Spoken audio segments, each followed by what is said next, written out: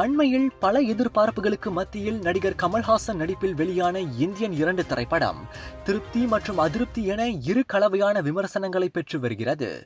இந்நிலையில் அடுத்து வெளிவரும் சில பெரும் நடிகர்களின் திரைப்படங்களாவது தங்களை மகிழ்வித்து திருப்திப்படுத்துமா எனும் எதிர்பார்ப்பில் இருக்கின்றனர் ரசிகர்கள்.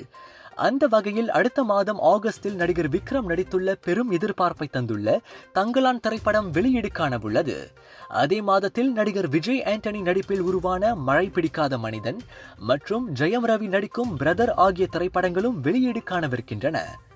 மேலும் நடிகர் விஜய் நடித்துள்ள GOAT the greatest of all time திரைப்படம் மக்கள் எதிர்பார்த்து ஆவலுடன் காத்திருக்கும் திரைப்படமாகும்.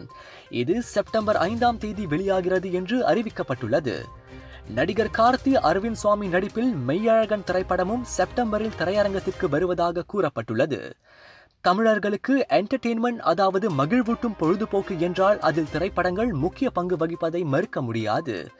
அந்த அடிப்படையில் வெளிவரவுள்ள புதிய திரைப்படங்கள் பற்றிய செய்திகள் மற்றும் தகவல்களில் ஓர் ஈர்ப்பு எப்போதுமே உண்டு.